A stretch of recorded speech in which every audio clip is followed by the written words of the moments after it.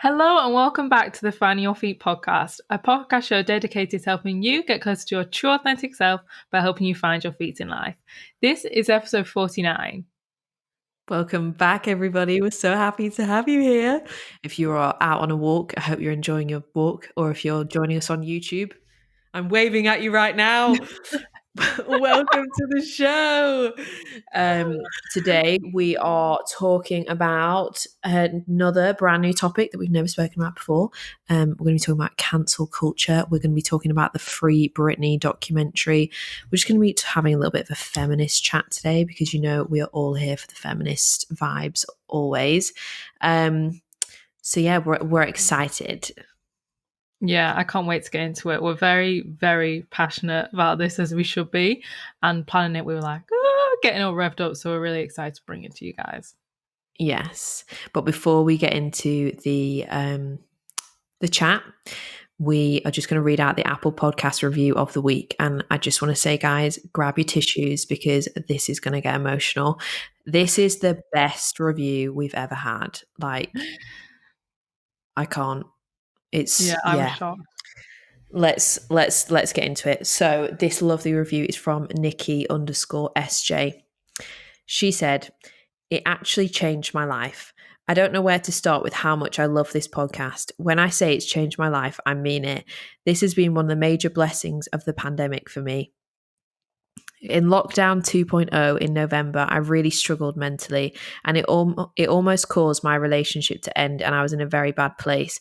With the news of lockdown 3, I was adamant to not let that happen again. I have always struggled to love myself. I find fault in everything I do, being paranoid that nobody likes me, even when I'm constantly told the opposite. I knew I needed to work on myself. So with the help of Grace and Abby, I can honestly say I'm in the best place I've ever been mentally. I actually love myself. Thanks to their podcast, I've listened and followed their advice. I journal every day. I write down affirmations, what I'm grateful for. I've started meditation, and now I know what I want in life. With manifesting, thanks to them, I'll know I'll get it. This lockdown, I have been so much better, and I am happy and loving life despite being in a global pandemic. The other thing I've noticed is my relationship is even better. Me and my boyfriend couldn't be happier. I honestly think it's because I didn't love myself, so didn't understand how he could love me. I'd beat myself up for my flaws and self-sabotage myself as well as our relationship. Now I know why he loves me, because I love myself and can see all my amazing qualities."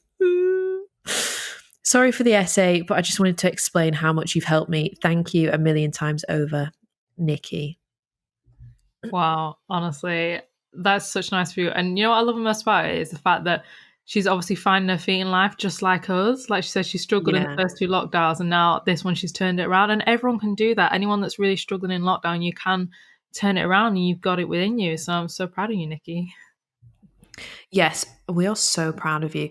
And, you know, well done, because you can come and listen to this podcast and hear all the fantastic advice, but it's down to you to take it on board and take action on it. And obviously you have fully taken all the action, and now you're reaping all the rewards, which is so beautiful to see. And I just want to thank you very much for leaving such a detailed review. It really touched our hearts, and we are so grateful. So thank you. And yeah, if you guys want to, you know, I don't know if you're going to be able to match that review. It was pretty out there, but if you want to be featured in review of the week next week, then just go and leave us some feedback on Apple Podcasts. We love hearing what you have to say, and we might read your review out. But before we get into today's episode, we've just got a quick word from the people that make this podcast possible. Our sponsor, BetterHelp. That's help, H-E-L-P. And we are so proud to be partnering up with a company whose mission is to help you start living a happier life from today. Yes, BetterHelp is a professional online counselling service, and they'll set you up with a therapist in under 48 hours. They have a huge range of expertise, so whatever you need help for, they will have someone for you. And even if it turns out that you're not too keen on the therapist you're originally paired with, you can actually change for free. Yes, it's not a crisis line. It's a professional, secure online counselling service available for clients all over the world. All the therapists on there are super highly qualified, and you can just easily log onto your account at any time and message your therapist, and you always receive a really quick response. It's so easy to set up weekly video or phone sessions with your therapist and get the support you need from a licensed counselor from the comfort of your own home. You don't have to travel anywhere, no awkward waiting rooms, no traveling to your appointments. Literally just log in on your computer or just speak to them on the phone, and you can get the professional therapy support you need from home. Yeah, and it's also way more affordable than your traditional offline counseling. And there are over 1 million people using BetterHelp today. So if you do want to go and check out any reviews or anything like that, you can head to the website betterhelp.com/reviews and just see what everyone's saying. And as you all know, because this is something I've spoken about openly on the podcast before, I've had therapy over the years, and it's literally been such a game changer for me. It's got me to where I am today. It's so worth the investment of the time and the money that you spend on therapy. You literally get it back times 1,000, and I cannot recommend it enough. We are such advocates for therapy.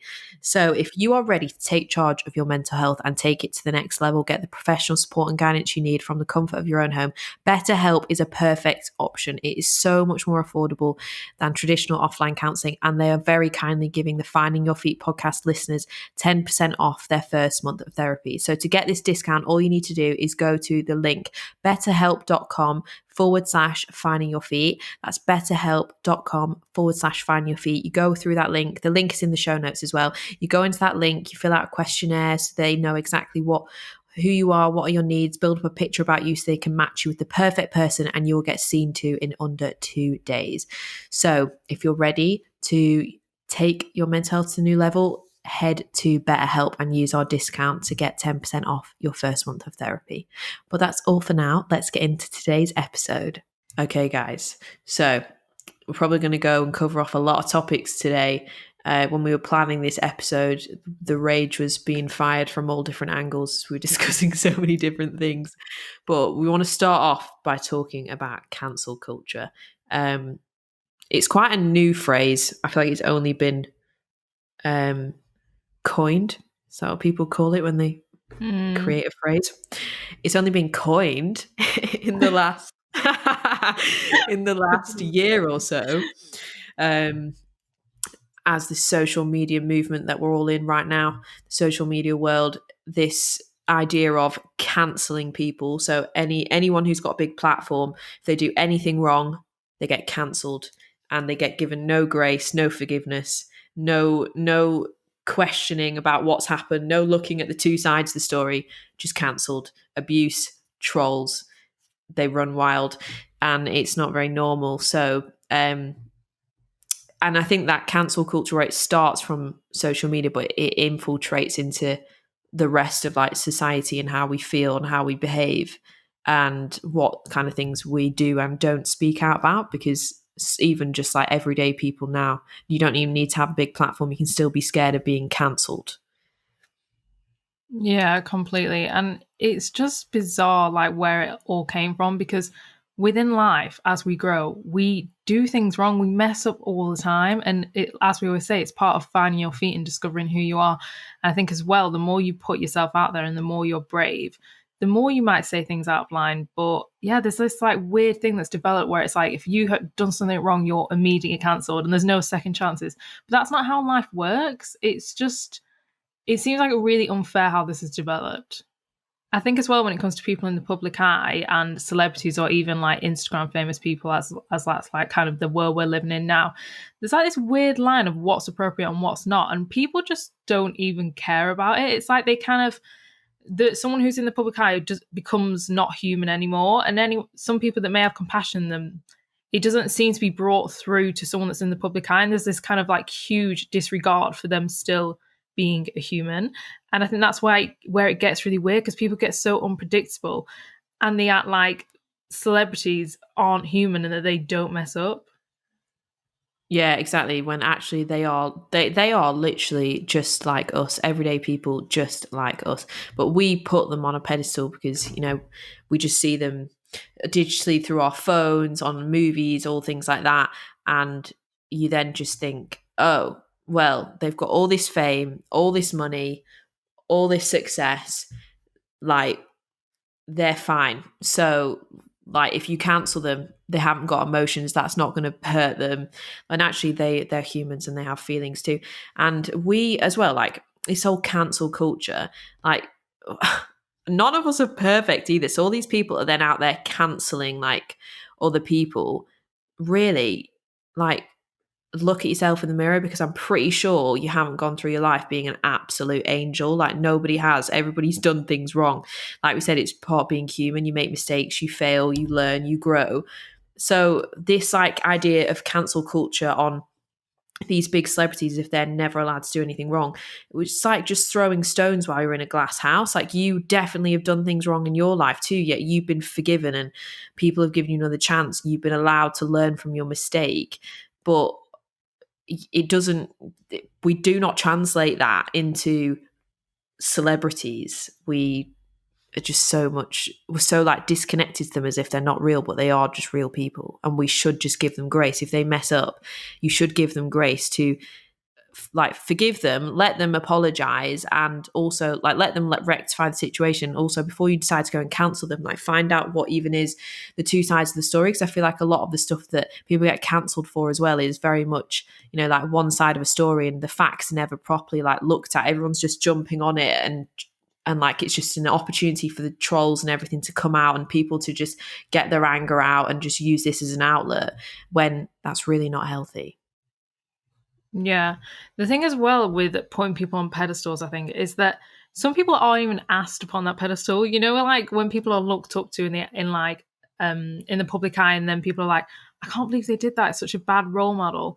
But they've not even asked to be that role model. Like you've just created that from your thoughts, and you've perceived it onto them like, oh, they're a role model for young people. But most people in the public eye don't even ask for that.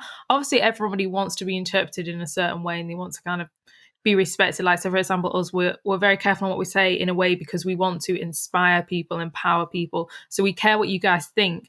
But at the same time, you can't put us on a pedestal and say you're absolutely perfect, because everyone's human, and a lot of people that get put on pedestals, they don't ask to be put there. And we're going to get into Brittany, but there's actually a fabulous part in that where, do you know, Grace, when this guy saying to her, or it might have been a woman, about how she was like, oh, but all the kids are looking up to you, like talking about the way she dances and like that, and she just goes, Right. well, I'm not here to babysit her kids. And I was like, Oh that my God. is Yeah, yeah, fabulous, yeah. isn't it? 'Cause it's Yes. like, she's not. She's just doing her. She's not here to babysit your kids or be a role model. So if you give her that title, then that's your responsibility. But some people don't want to be role models, so just let them be themselves. Yeah, because Brittany was just because she was just putting her art out there. She's being a singer, she's being a dancer. That is her art, that's her craft. And yeah, but what comes along with having your art being that, or being a movie star or something, is that you are heavily in the public eye. So you are put on that role model title, even when you don't ask for it. So yeah, you just got to remember, guys, they're normal people too, just like us. Yeah, especially with like jokes and stuff. I think sometimes it's really easy to like fall into like, oh, it's funny because they're a celebrity, make a joke. But when you actually knuckle down to it, if you wouldn't turn around and say that to your friend or a family member or something like that, if it's generally cruel, then don't say it to a celebrity you don't know, because they are still human. Yes, and as we've observed from obviously the Free Britney documentary that we watched, but also it was the anniversary this week. Obviously, this is coming out next. Yeah, so when this episode's out, it will have been last week. It was the anniversary of the death of Caroline Flack, and she was somebody who was massively like shamed all the time for behavior of what she did in her relationship choices, everything, and was always shamed by the press and attacked to the point where, you know, it was damaging her mental health. And unfortunately, things ended in a very sad circumstances. But, you know, you people writing all these horrible articles about people, you need to remember, like, the person reading that is a real person. It's a real human. Like, you writing these things, would you want your daughter to read that about themselves, or your friend? Like, they, at the end of the day, they are just real people with real feelings. So yeah, this whole like just the media in general and the comments and the things they write up about people, but combined with this cancel culture, it's really not a nice part of society that we've like created that we really need to dismantle. Yeah, exactly. We have to like take back our power in forms of that, because it is just a huge, huge money making scheme. And I feel like especially they will prey on women and in just break them down to the bone until they can't take any longer. And it literally is infuriating. It honestly is. So I really hope we can help empower women to be strong and know they're strong, because it is disgusting. And I just hope that, since it's been a year obviously since Caroline passed away sadly, and I really hope some things have changed, because I feel like it did shake up a lot, and I would hate her name to go in vain, because it was just terrible. So I'm really happy that we can actually speak about this and bring some light to it, because it actually rewinded. Yeah, I couldn't have imagined that me and you would have a podcast and me talking about things like this. So I know we should be it's proud. good. Yeah, it's good. And I think things like this, like what we're going to speak about in terms of this Brittany, the Free Britney documentary and all everything that's happened to her, like things like this aren't always easy to speak about, because obviously loads of people have loads of opinions about stuff like this. They've got loads of opinions on like feminism and all things like this. It's not always the easiest thing to talk about, but like the way that we're going to take our power back is by speaking about it and bringing light to it and sharing what we feel about it and getting other people thinking about it as well, because we aren't just doing this for us and all the women right now that are in this current time. It's what the work that we as women do now to discuss things like this and be open to talking to our friends about it and questioning things that we've always been told and believed and read, and questioning the way like media has treated women in the past. If we do that, we are not we are also helping all the women that are going to come after us. Like if the small, like people feel like they're insignificant and what they have to contribute to society and change isn't going to do much, but if we all just if we all just have more awareness about it, if we're all just more conscious about this part of like our lives and society as a whole and question things more, like as a collective and small baby step, like growth, like marginal gains every day, that's going to build up to a big change. And we were even speaking before we started recording, like even just in the last 10 years, like in terms of like influencers, openly speaking about women's sensuality and not removing the shame from it, and sharing, a lot of like reviews on like women's pleasure toys and all things like this, even stuff like that now, like even just like 10 years ago was not a thing. So we have come a long way in a short space of time, and that's amazing. But I just think if we all just keep doing it and keep showing up to it and keep being aware of it and open to it, we are not just helping ourselves and every other woman that's alive right now. We're helping all of our daughters, our future grandchildren, everybody, all the women to come after us. We are helping them as well, because small marginal gains every single day by everybody doing something and thinking about it is what changes the way that society functions and the way it thinks. Yeah, I think you just have to do your part and not live in fear. I think so many people can live in fear out of fear of saying the wrong thing and not Yeah. knowing enough, not knowing where they stand. But that's like us now. We're learning, we're growing, we're sharing it with you guys because we want to do our part. Like through society, we have come so far, but we still have a long way to go. That's what I feel. But like you said, it's just those baby steps every single day.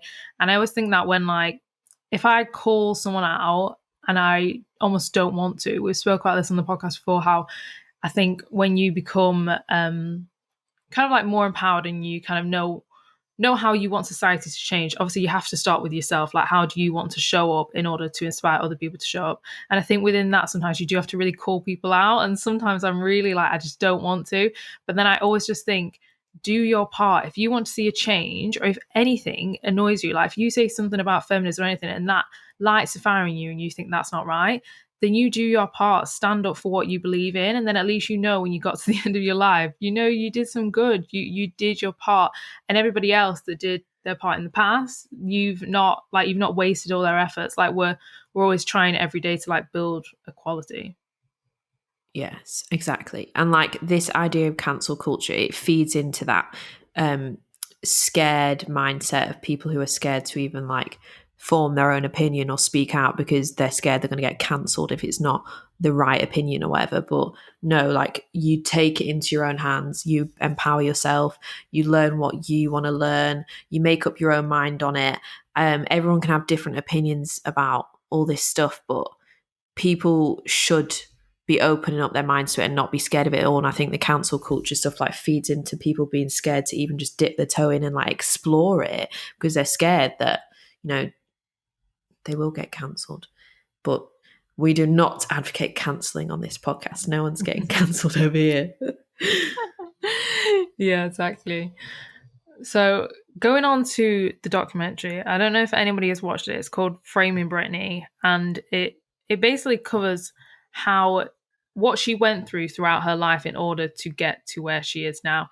So she's not actually included in the documentary, but it's people that were close to her, and they have really shone a light on the way she was treated by the media and how it led to her kind of like breakdown, would you say, and to where she is now. And I think it's been another huge wake up call as to the way women can be dragged through the mud so bad by the tabloids. Mm. Yeah, I was really shocked when I watched it because when her early career started in like 2000, I was literally like 4 years old then. So I was not I was not obviously listening to music or aware of what was in the newspapers at that young age. So the only time that I properly got introduced to Brittany and who she is was when she'd shaved her head and she was in all the papers all the time, being made out to be this insane woman who just completely lost it and was constantly being shamed. And so that's my memory of Brittany. Like I was too young to remember her in her early stages of career. My like memories of her are of all these like tabloid things. Even I can look back and obviously like remembering what's in a newspaper out of all the things that are significant in your life, that doesn't seem that significant, but she was plastered everywhere that even me Mm. at that age, I still remember that now, remember seeing those images. And what just shocked me so much was then I obviously just saw all of that in the newspaper. I didn't really like, I feel like, I didn't start thinking, oh, Brittany, like she's crazy. I think I just didn't really care. I didn't take it in that much, but obviously I observed it. So I saw what was there. But actually watching this documentary and seeing all of the lead up to that and her career before that and everything that happened to her before that, that I had never seen before because I was too young to have seen it, I was so shocked. And I also was not surprised by how she ended up behaving in like 2007 Brittany, which was when she was all over the papers, like with a shaved head and stuff. I'm literally not surprised. She was, oh my god, she was pushed to the absolute limit. Like I'm surprised she didn't do anything more than what she did because she was literally tormented. Like everything that's happened to her, everything that she did that she was shamed for, it was not like her out of her own choices doing that. Like she was literally being driven insane by the people around her, the media, like everyone. Like I couldn't believe it when I watched it. Yeah, it was crazy. It was like so inhumane what the way that she was treated, and it's sad because I feel like that is still happening to certain degrees today, even though that was quite long Yeah. ago. And yeah, there's a part in the documentary where they're like, mental health was never discussed back then, and it's so true. It wasn't like back then. What year was it? 2004 when she shaved her head. I think it might have been 2007. 2007. And yeah, it's so true. Like I remember seeing those images as well. Like they will literally never leave your mind. And I remember thinking, oh my God, it's a crazy woman. But like I hope that to God, if anything like that happened today, we would have more compassion towards it and we would think, oh my God, this woman is struggling mentally because she's been pushed to her absolute limits, all for the benefit of their own. Like the paparazzi were just pushing and pushing and pushing, and then once she's at breaking point, they're making even more money off her. So it's like a win-win for them, which is just disgusting. Like when I was watching it, I was going to take notes, and do you know what I wrote in my notes? I wrote disgusting in capital letters, nothing else.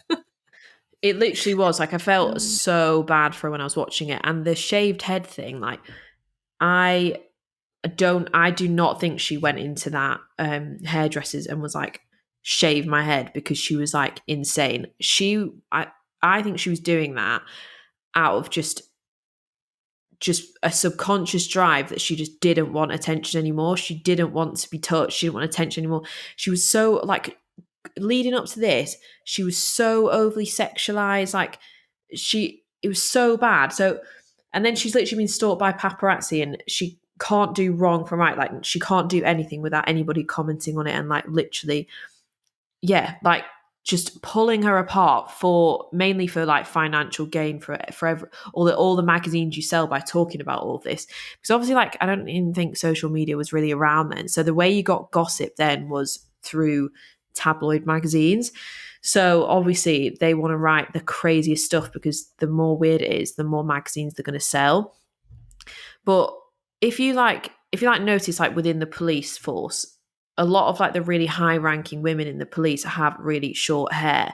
And it's like this thing about women's hair. Obviously men don't have long hair unless they choose to grow it out, but typically men don't, but women do. And it's considered an attractive part of a woman. Like, it's a sexualized part of them is their hair. So I'm not surprised if she went and shaved her hair off, because I think that was just her just trying to like take back some more control over not wanting to be sexualized all the time and photographed all the time and touched, and she wanted everyone to leave her alone. And what I was saying before about the police, like, if you notice, a lot of the really high ranking women in the police that are the ones that like appear on the news and stuff like that, because they're right at the top, a lot of them have short hair. And it's because that is a very male run, business, the police. And a lot of the women in there cut their hair like that, so that they are then seen on the same level as men, so they can still be those powerful women and not be like sexualized in any way. Like, hair is a big part of it, but she was made out to be like an absolute nut job for shaving her hair. But I actually think that there was a deeper subconscious drive behind that, of wanting to not have that kind of attention, like that kind of like sexualized attention. That was her sort of like taking her power back. Yeah, she literally couldn't win. And I feel like anyone, whether you're a celebrity or not, no one could have coped with that level of harassment. Like, it was actually horrific. Everyone No, has yeah, a breaking point. So I'm really not surprised. Even though to the world, I feel like everyone was so shocked, like, oh my God, someone in the public eye has done this, da, da. Like, I'm not surprised she acted like that, because how could you even cope with that? Like, it's just crazy.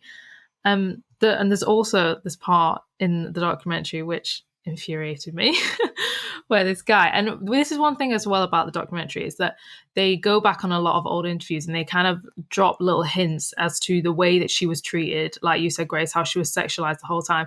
They drop little interviews in, and you think, oh, that really doesn't sound right.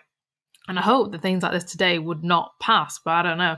But there's this part where this guy says, so Brittany, you're a bit of a contradiction. Like, you're so virginal and innocent, and then on the other hand, you're sexy in your underwear. And I just thought, what the hell? I feel like actually this is still very raw today.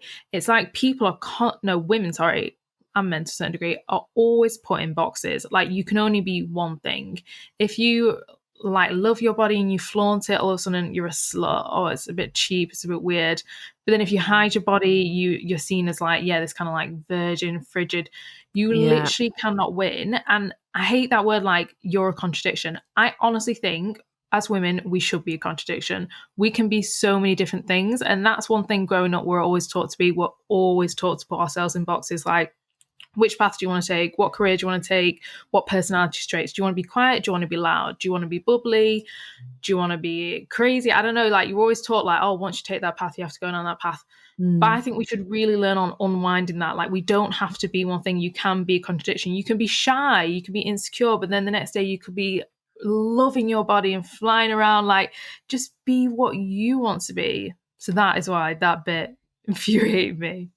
Yeah, I think that whole, there was a big theme in that documentary about her like virginity being sexualized, and it's like, why is that even up for debate? What, I know this was a while ago and things have changed even from then, but still, women's sensuality is not, they're still not properly allowed to own it. They're still shamed for it. They're still shunned away from talking about it. And yeah, like you can't win. Whatever way you behave, whether you are like you are more reserved in that sense, then you are frigid and weird. But if you're not, then you're a slut and you're slut shamed. You literally can't win. But that was a huge theme of that documentary, was how sexualized her virginity was. And it's like, why is that even up for a debate? Because she is just a woman with huge talent of singing and performing and holding a stage, creating music. She's got such a powerful gift. She's got such a strong art form. Why is it even in an interview up for discussion about whether she's a virgin or not? I don't even understand why that was even common news. Why they like, and I hope that, things like that don't really come up in interviews now with like female artists and stuff. But I mean, I don't know. I'm not a female music artist, but it's like, why was that even a discussion? Like, it's none of your business. And I just think it's absolutely insane, because even now, like, it's still up for discussion that women's sensuality, whatever they choose or do not choose to do, is still up for discussion. Like when we did that bonus episode, which was all after the Zoella, where she got cancelled, again, cancel culture. She got cancelled from being part of the school syllabus, where they were telling like GCSE or A-level students to basically go and reference her work for like a media GCSE or something like that. She got removed from that syllabus because now her work was not appropriate, because she, on her website, which is a website made for like women 25 years plus, they'd done an article all about female pleasure toys, reviewing them, and she got cancelled and slammed by the media for reviewing sex toys to her 16-year-old audience. She doesn't have a 16-year-old audience, but it's just like, even now, it's still up for discussion. If Zoella had done a say it was like women's spirituality, well, everybody like people, women's spirituality, their emotional well-being, their sensuality, all their how they are in their finances, their career, their friendships, all this is really important parts of them that make you who you are.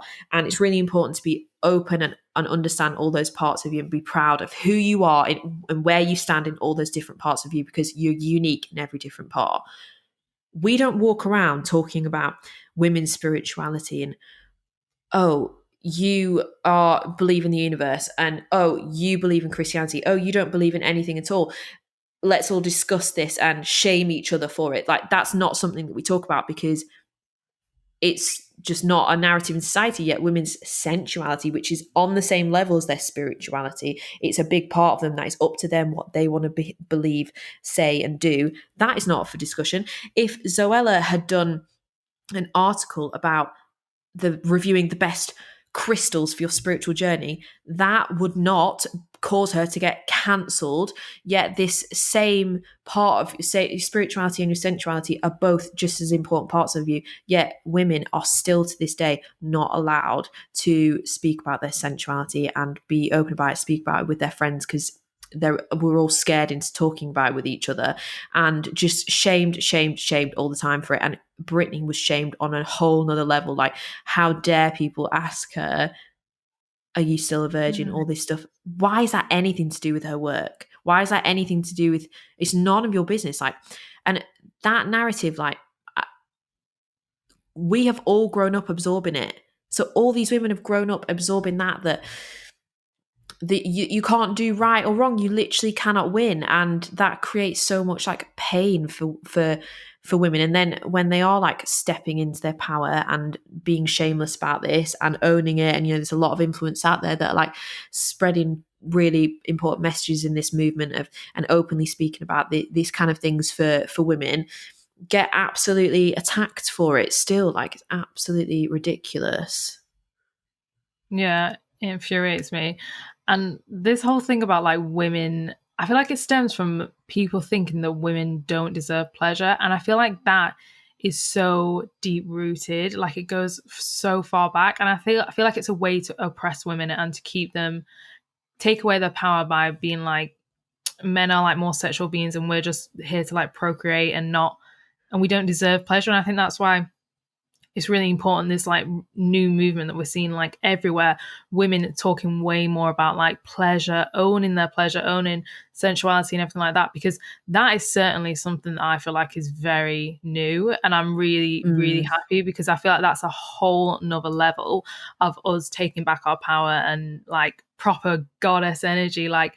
And as well, it's just crazy that you could be shamed for something that's so natural. Like we all like have felt shame to a certain degree around like sex, sensuality, and it's like that is one of the most natural things about us. That's just what we do. And then it's like, well, yeah, why do we feel shame for that? Like it's absolutely crazy. We don't feel shame for like love, for like smiling, for like random natural acts. So why do we feel shame for that? But that is what we're taught to feel. And I feel like as well with, especially with the way we view women's bodies in a way, I think it's so deep rooted within us. Like I even see it myself, like say you might notice a girl, or say if you hear something about someone's sexual past, it's very easy to quickly judge. And I think that's Mm. just because that's the way we're brought up. When you're in high school, you go around, you judge, like it's very natural. But the important thing is like becoming aware of how unhelpful that is, and how it's literally just a reflection of your own insecurities. And it's just bizarre. We literally don't need to, but like by us speaking about this and realizing that it's really not helpful to comment on other people's sex life or anything like that, and it's completely their own decision, that awareness is what we need to move forward. Because I feel like in the past we didn't have that awareness. It was like, oh, she's a slut, oh, she's not, and that was about it. But now I think people are really coming to terms with the fact that it's none of your business, like literally none of your business, and they can do what they want. Hey guys, just interrupting the episode to introduce you to our brand new sponsor, Skillshare. We are always talking about the importance of educating yourself, learning new things, pushing yourself out of your comfort zone. That's why we're really happy to introduce you to this amazing platform. Skillshare is an online learning community with meaning. Their aim is to deliver effective courses which are super accessible and easy to use.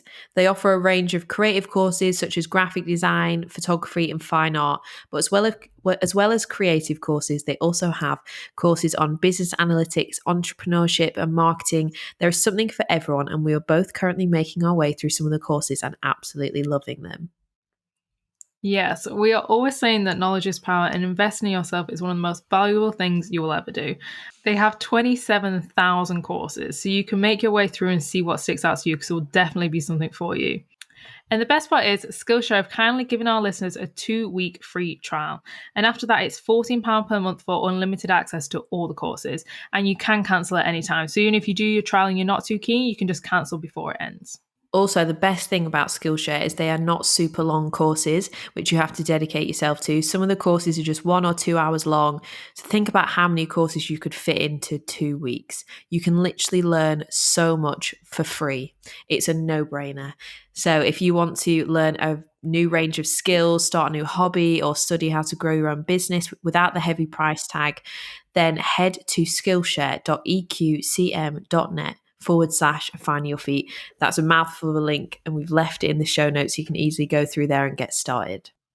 Yeah, it's actually wild. Like, and I'm so glad that people are becoming more aware of it. And the more that like I'm becoming aware of it, that like through the books that I'm reading, like the conversation I'm having with you, um, the more that I'm becoming aware of it, the more I'm becoming aware of how much absolute trash we were fed growing up. Like, because Mm. the first step to like healing something is awareness, because without awareness you cannot heal anything. So I'm like fully aware of all this stuff now. So even now, like in my day-to-day life, I like observe myself doing things, or thoughts come up or whatever, and I've got to this point now where I'm like, I feel more like the observer of my like thoughts. I guess that's probably through like consistently meditating and stuff like that. It helps you put yourself into that position where you become the observer. Why do I keep saying observer?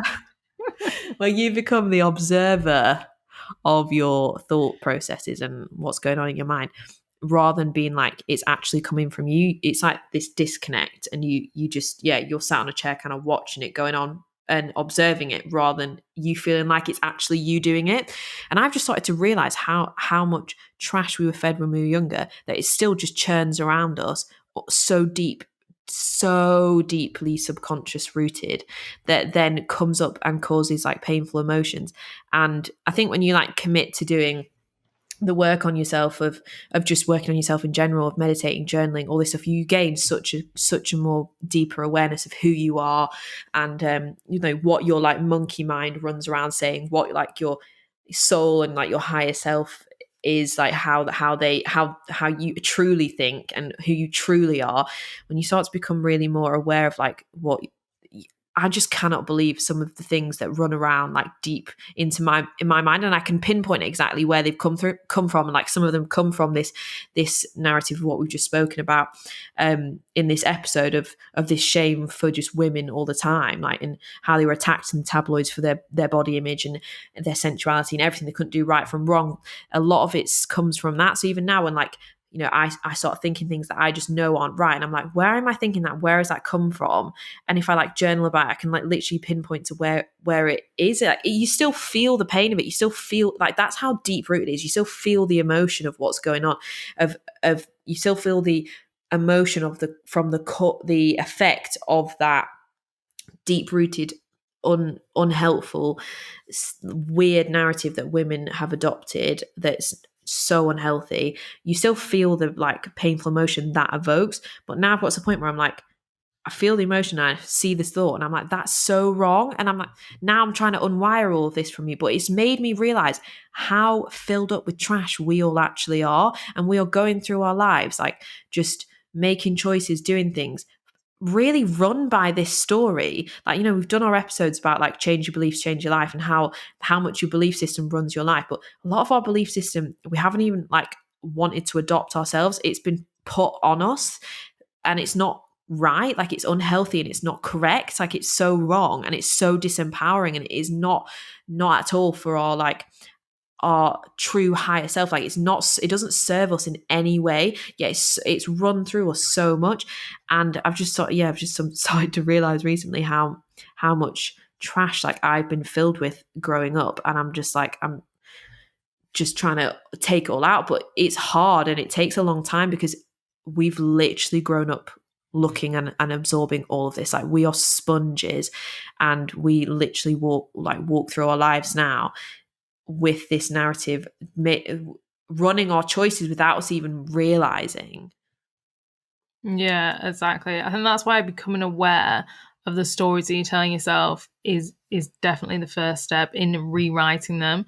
And it's so true that whatever, as we're growing up, whatever we are kind of thrown into, that becomes our reality. Because I was actually just thinking, like, imagine like tabloid magazines, stuff like that are a great example, because for some reason I feel like there's absolutely no line where it comes inappropriate or harsh. Like, the stuff that they used to plaster on those magazines is absolutely disgusting. And everyone just turned a blind eye because it's like, oh, it's just tabloid magazines, it's just what they do. But it really was disgusting. But imagine if like those magazines like all the time would worship women's bodies, cellulite, rolls, everything that's deemed like unattractive, which is actually just naturally beautiful. Imagine if that from all our lives was plastered saying this is beautiful. Imagine the views and the Oh beliefs that my we would god. have. Yeah. Yeah, it would be so different, because that is what we've interpreted, that becomes our beliefs. That's why it is our responsibility now to identify like what are my views about my body, or like my kind of beliefs in myself, my career wise and stuff like that. Like, what are my beliefs? And if there are unhealthy, negative ones, where did they come from? And once you identify that, you can start rewriting them through journaling, through meditation, everything like that. Yeah. But yeah, it's really important that you know and identify where they've come from. Like you said, journaling is really good. Like, if you start thinking about like, oh my God, I always have that thought come up. Where did that come from? And start writing about it and get to the core of like why you think that. And then it helps you realize how untrue that is and how much it's actually not serving you. And you can just rewrite it. Yeah, because we literally were not our thoughts, and like a lot of these like weird insecurities and like painful thoughts that we have not adopted ourselves. Like, our true self would never inflict pain on ourselves. Like, we've adopted this through a weird narrative from society that we just need to let go of. And the other thing about like tabloids and how they would, like, you know, you're saying about cellulite, and they'd shame body image and be like, oh, the beach, who looked better on the beach? Mm. Like pitting women against their bikini bodies, and like yeah, oh, look at this person, they've gained so much weight, aren't they so awful, let's shame them. Like, that was just always what we used to read all the time, and you literally grow up absorbing that. But that is so not normal. Like, your body is beautiful exactly as is, and also nobody has the right to comment on it. It's yours, and this is the thing, like, it's just, it goes so deep, it literally completely disconnects you from your body and from owning your own body. Like, it's your body. You are the only one that has an opinion of it. Nobody else has the right to make any comments about it. Like, and what I'm like love about like this body positivity movement is how much that is actually, how much that is positively impacting people. And I want that to keep going. And there's so many people that are like, take the piss out of it and are like, oh yeah, it's just like skinny girls, but they're just bending over to make rolls and they're just doing it for likes and da da da. No, they're not. And actually, the same way when we grew up and we would see Brittany with a shaved head on a magazine, or Kerry Katona being shamed for gaining weight. I remember she was always in it saying, "Oh, she's gained weight." Da, da, da, like, uh, all that was what we always saw, whether we actually actively read those magazines or not. It was in our awareness and we like subconsciously consumed it. The same way now through this like body positivity movement, like this anti-filter movement that people are doing, that is just showing up on your feed all the time. And whether you engage with that post or not, whether you read the caption or not, it's a constant subconscious reminder of your body's actually like beautiful as it is. Here's another woman showing you, and like showing her energy of that she loves her body and she is proud of it and feels empowered about it and owns it. And whether you literally sit there and absorb that like post or not and spend 5 minutes looking at it, if you just scroll past it, it's still doing something really powerful. It's still a tiny little reminder of it's okay to be you. It's okay to look how you naturally look. You actually don't need to change yourself for anybody. You don't need to lose weight to be accepted. You don't need to look a certain way to be loved. You can be loved and love yourself as you are. And that is what women need to hear. And that is what is, yeah, so I'm a big supporter of that body positivity movement. And I just think anybody that is like trying to slam it and is saying that people are just doing it for likes, you do not understand the real huge positive impact that is having on people. And I salute and I applaud and I'm grateful for every single brave woman that is out there, whether they've got a big platform or a small platform. It doesn't matter. Any woman that is showing up on social media and showing themselves, owning their body in that way, or showing themselves with the half filter on, half filter not, and saying how it's okay to have texture on your skin, it's okay to have spots, it's okay to have all this normal stuff that we have. And also all the women on the movement of removing the shame out of women's sensuality and openly reviewing female pleasure toys and talking about all this stuff and talking about sex and all these things that we're made to feel like we're not allowed to speak about. I'm so grateful for them because they are being brave and they are taking loads of trolls and loads of hate for our sake, for us to all benefit from that. And yeah, I just a clap for them because what they're doing is absolutely amazing. And I'm sure that everybody listening to this podcast has definitely observed it as well and been touched by it, and it's helped move their mind forward. And yeah, we just need to keep going in that way because this is how we take back our power. This is how we stop our own pain and suffering that has been inflicted on us through this really subconscious narrative, and we rise up to be the women that we always meant to be, and we do what we're meant to do. Like, I really think that like your sensuality is really connected to like your life force energy and like your money energy and all that stuff. Like, and if you're going around shaming women all the time around their sensuality and they're confused about how they should even show up in that area and what's right and what's wrong, and actually there is no right and wrong. You can be however you want to be. Let's be contradictive. Like, you don't need to be in a box. You can do whatever you want.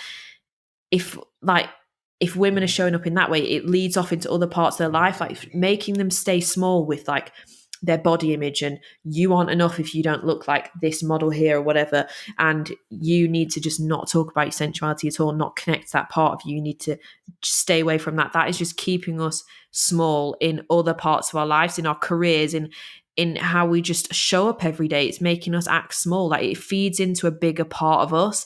And when you start to become aware of that, aware of like why you feel the way you do, what are these you're not meant to feel like negative emotions. Like, sure, we get pain comes through life, that's really important, but it's as on a healing journey, you're not going to feel like sunshine and roses every single day. But generally, as a whole, your human existence is not supposed to be painful. Yet so many women every day are waking up and looking in the mirror and feeling pain and automatically saying mean things to themselves and not giving themselves love and denying their sensuality, not engaging in that part of them, and all this stuff. Like, every day they're waking up and inflicting pain and feeling pain through something they've adopted that is not them. It's not your higher self. It's not serving you at all. And when you gain awareness of that, you start to realize where this narrative is playing out in your own life. And you might first get really angry. You'll turn into the raging feminist that people always complain about. Then you move into like, yeah, just deeper awareness and healing and removing all of that from you. And it's very liberating, and it's very powerful, and everyone should do it. And I hope that like us talking about this now is empowering you to have a little think about why you think what you think when you look in the mirror, and why you feel the way you do when you think about your own sensuality and everything. So yeah, I mean, I should talk about this all day, but No, going back to that whole body positivity and people almost getting bored of body positivity. Oh my God, that when I first read that, I was like, what the hell? That is literally just another way to take back the power. It's like yeah, women are controlled. Like, oh, let's make them hate their bodies. Let's prey on all their insecurities. Let's make money off them. Let's keep them in this box and take away their power. And now it doesn't really feel like that long ago, but like, especially with this whole body positivity movement, because obviously it's like all over Instagram and stuff like that, people are starting to accept their flaws. And then people have the audacity to turn around and say, oh, this is getting a bit boring now. People are milking this.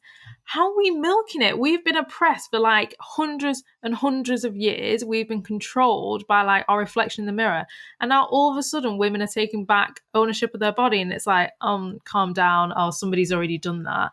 Like, I just find that absolutely crazy. Like, please, anyone that's listening, if you've ever thought, oh, I want to celebrate my body, I want to share something, and then thought, oh, I don't know, it's getting a bit mainstream. We'll be mainstream. We want this to be mainstream. We want this to be the new thing. We want people to love their bodies. Like, that's what we want. So never, ever give in to those people saying stupid comments like that. Like, literally find it disgusting. And as well, like the tabloids, I was saying to Grace before this, because it just kind of reflected to me that so many people can live in fear. So this is quite funny. So like when I was growing up, I used to always say to my mum, I'm going to be famous. And I don't know how, I don't know where, I don't know what, but I always say, Mum, I'm going to be famous. you're manifesting it. Yeah.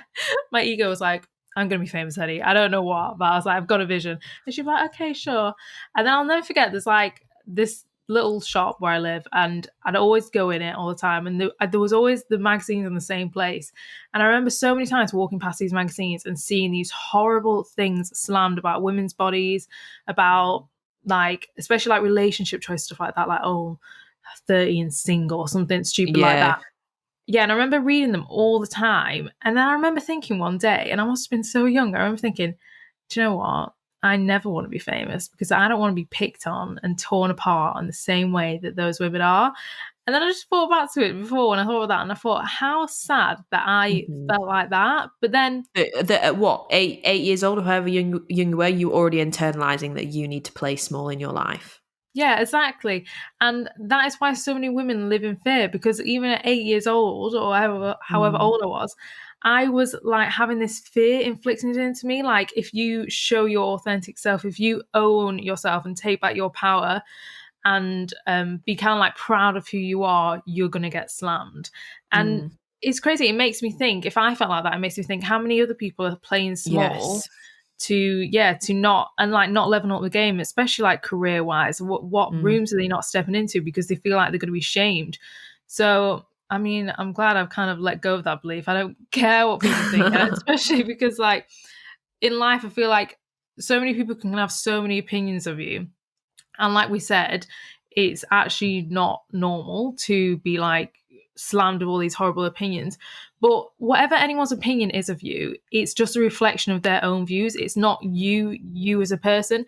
Only you know like your true authentic self, and everyone has their own perceived version of you. Like even me and Grace, like I have a version of Grace, which I love to bits, but I have a version of Grace, and then somebody down the road will have a completely different version of who they think Grace is. But Grace knows for a fact who she is at her absolute core. And that's all that matters. So, like, I know that for a fact. So, whether I become famous or not, I don't care, because I know for a fact that every day I wake up and I work on being a good person, and I try and show up, and I mess up sometimes, but I try and show up as the person I want to be. So, I think remembering that does kind of bring you back to thinking actually it doesn't matter what people say, because most of the time they're literally just reflecting their own pain onto you. And as long as you know who you are as a person, you take back your power, and you think actually no tabloids or anything or no trolls online can really affect you that much, because you know yourself that you're a good person, and whatever they're reflecting onto you is their own shit that they're just pushing onto you. Yeah, 100%. And the thing that annoys me so much about this, and like about the narrative in the Britney documentary about her, whatever she did was just being so sexualized, whatever her choice was, she was being questioned on it. And that narrative, and what you were saying, where you were like, well, if I become famous, if I become a successful, famous person in the public eye, I'm going to get attacked. So I'm not going to do that. How many people, how many girls going through their life playing small because of deep-rooted subconscious beliefs like that maybe they picked up when they were 8 years old, and they haven't even addressed it now, and they're in their adult life, and they're living a life a certain way that they're not actually finding that fulfilling, and they're not actually going after what they want. They're not actually going after what they're passionate about. They're not working on their passion. They're not starting a business that they've always dreamed of doing. They're not going for a job that they've always dreamed of doing, or moving to a new city and doing something that playing small, because it's fed back into this. So people are like, oh yeah, women are they're equal rights. They are pretty equal, and all right, yeah, just shut up talking about this. Oh, body positivity is boring. But it's all of these small little baby steps that we make by speaking about this, all these a day by day, these one post, like Instagram post by Instagram post of people empowering themselves and spreading this message. It is feeding back into this idea that women need to stop playing small, because they do. And if you are a guy and you're sitting here and listening to this and you're thinking, no, they don't, then please go and address what you're thinking about, because we are made to feel that way it's so deep rooted, and it's so subconscious, and it's not okay. And I am not here for it. And I want everyone listening to this podcast to be playing big in their life. Like, we only get one life. We're only here on this earth for a short amount of time. We haven't got time to be playing small, especially when we've all got a really important, unique talent and gift to share with the world. How dare we play small and hide it from people? We are doing a disservice to ourselves and our fellow humans by not sharing our talents with the world, because we're too scared, because we need to play small. We're scared about what people think. At the end of the day, who cares what people think? Because you never, like, you just can't seem to win at all with this narrative of with being a woman. So just literally be a bulldozer and do whatever you want, because who cares? Who actually cares? Because everyone's going to, like, people are always going to talk. So yeah, exactly. You just need to be that contradiction, be whatever the hell you want, and show up as you want to be. And yeah, just release all judgment on what people say, because no matter what you do, people will say something. So that's why I think if you just be your authentic self, then you're never going to lose, because you're just being your authentic self. exactly. And it's, people are always going to judge you, but if you can lose the judgment of yourself by ridding yourself of these toxic narratives that you've been raised to think, subconsciously absorb, if you rid yourself of that, then you aren't judging yourself anymore. When you take that judgment off yourself, you're the one that you're around day by day. If you stop judging you, then you can really step into your authentic self, and you can really start living as you, because you know exactly who you are, and you are proud of who you are, and you know that you are living authentically to you. And that is the best thing that you can do in your time on this earth. So whatever anybody else says, who freaking cares? Because you are being exactly who you are, and that is your life purpose, is to authentically be you. Well, I don't know about you, but I'm feeling so empowered. I feel like I could go and take on the world. So yeah, empowering chats. But we literally, like, it's all in our power. We can fuel the fire by reading these gossip articles, by sharing them, by talking to other people, gossiping about celebrities and women in the media and shaming them, shaming women online who are promoting the body positivity movement, shaming women online who are promoting the women's sensuality movement, all this stuff. We can fuel the fire by behaving in that way, or we can equally be as powerful and dampen the fire and stomp it out by not paying attention and not reading those silly gossip articles and sharing them and talking about it and giving it attention. If they will not, I know that this is far-fetched me saying this, saying they're not going to write these stories if we don't give it attention, but baby steps, marginal gains. Don't underestimate your unique power to change the world as just who you are as a person. If all of us are doing it, then that's a lot of people not engaging in that toxic narrative in the media, and that's a lot of people calling the tabloids out on what they're writing and what they're saying and pulling them up on it. That's how we create change. So we are powerful. We can keep this going by adding fuel to the fire, by just sitting back and observing it and watching it, or we can stop it by not giving our time and attention to silly tabloids and things like that and calling them up on things. The power is in our hands, guys. So let's do our bit. Let's do our duty of cleaning up society. And for us now, and for all the women to come after us, for our future children, for all the girls to come to us, I want my daughter to grow up in a better society than what it is right now, especially around how women are made to feel and how girls are made to feel as they're growing up around their bodies and everything. I do not want her to grow up absorbing all this stuff. And I'm sure that you don't want your children or any whoever to do that after. So the power's in our hands to change this. Yeah, I think the most crucial thing is baby steps, and that thing, marginal gains, 1% better every day. If you look at the whole picture, you're going to feel overwhelmed. So yeah, just pushing yourself out your comfort zone every day and having those conversations. Like, if this episode sparks something in you, go home and have a conversation with, I don't know, your parents, your boyfriend, everything. Bring it up. Say, what do you think about this? See what their thoughts are. And the more you kind of bring it up and the more you chat about it, the more it's going to become normalized to change the behavior and to change the narratives in society. But without opening our mouths and kind of like speaking our truth, we're not going to push past it and move forward. So yeah, that's my task for you. Go and talk to someone about this. Send it to your friend first, the episode, and then go and talk to someone in your circle about it. Yeah, because it all starts, all big like societal change, it starts at home, it starts at the dinner table, it starts with how you're speaking within your own families, within your own home, within your own friendship circles, because then that's what goes out into the world, and then they are all mixing with different people. And if we're more open and questioning about like this weird how do you say it?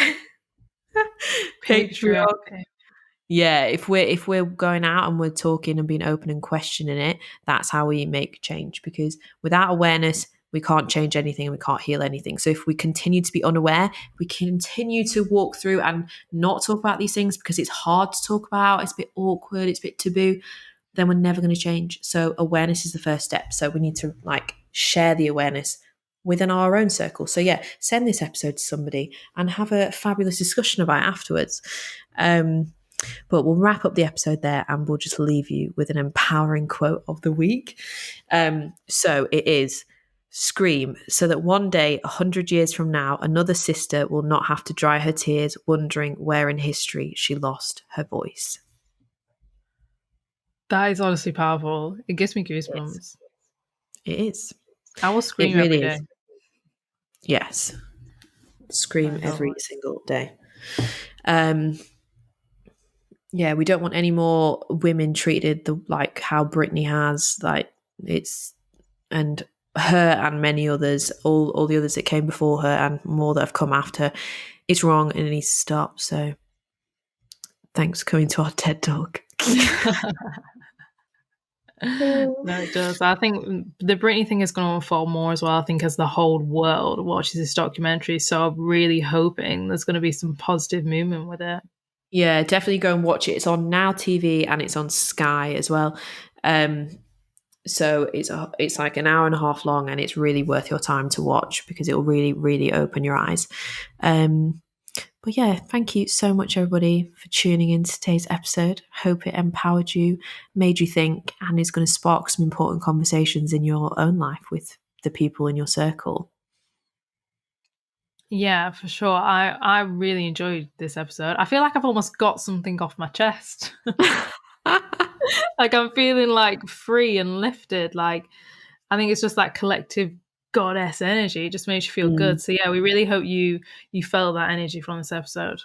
Yeah, I think so many people are really stepping into their goddess energy now, and they're like divine feminine. A lot of like spiritual leader people are saying that this year is the rise of the divine feminine, and I really feel it because I just feel like this is all being pulled out of so many women. Like it's just, yeah, just rising. So, um, yeah, thank you for listening, everybody. You know what to do. Hit subscribe if you're listening on Apple Podcasts so you never miss an episode. Release them every single Wednesday and leave us a review. Leave us some feedback for your chance to be featured in review of the week next week. If you're listening on Spotify, hit follow so you never miss our episodes. As I said, we release an episode every single Wednesday, and sometimes if we're feeling nice, feeling inspired, we treat you to a little mini episode on a Sunday as well. Yes, and if you would like to support the production of our podcast, you can give us a little gesture at findmeacoffee.com/findnorfeet, where you basically just buy us a coffee just to show how much you love the content that we create. If you do, please leave your name because we'd really love to thank you. And a huge thank you to everyone that's already bought us a coffee. Yeah, it's really kind of everybody who's already done it. And thank you in advance to anybody who goes and does it next. Also, guys, really exciting news. We have just announced our brand new webinar, self-love webinar. It is on the 21st of March at 6 p.m. So that's a Sunday night, 6 p.m. live on Zoom. You can join me and Abby for an empowering chat. 2 hours of workshop all about self-love. We are going to get you loving yourselves and being the powerful women and men, if you want to come, that you know that you deserve to be. So come and check out our Instagram for more information, and we'll also leave a link to the tickets in the show notes so you can grab yours. But if you want to know anything else about it, then come and check out on Instagram because that's where all of our info is, and you can message us if you want to know anything about it. But it's going to be beautiful. I absolutely loved the first webinar. It was unreal, and we've already we've created this really beautiful community of inspiring women, and I can't wait to add more people to the group chat, to the community of the workshops through this next one. So please do come and join us. It's going to be fab. Yeah, I've literally got a massive smile on my face just thinking about it. I'm so excited. And I think the best part is it's going to be super inspiring but practical as well. Like I can't wait to give you some of the tips that me and Grace have used throughout our journeys that have got us loving ourselves this much because I just can't wait to spill that energy onto you. And we planned it the other day and it's fabulous. It is top notch. So yeah, if you are interested, then go and buy a ticket and get excited. Also on our website, we have got our collection of meditations and affirmations. So if you want some guided meditations, if you want some positive affirmation playlists to start your day or end your day or in the middle of your day, then go to our website and you can check all of those out and download them from there. Also, guys, don't forget to come and follow us on Instagram at Finding Your Feet Podcast. We love it. We're always on there chatting to you guys. We love to know your thoughts and all the little messages you send us. So come and give us a follow and say hi. Yeah, come chat to us on Instagram. We love to speak with you guys. Also, we've got a mailing list. So we email you every Monday morning, just like a positive, wisdom-filled email to start your week. No annoying marketing, just good vibes. Everyone loves the emails. They always reply to us like, oh, I needed to read that. Oh my God, you just started my week off with a bang. So if you want to start your week with a bang, then subscribe to our mailing list. The link is in the show notes. But that is everything. Thanks for tuning in, guys. We will see you next Wednesday. Bye. Bye.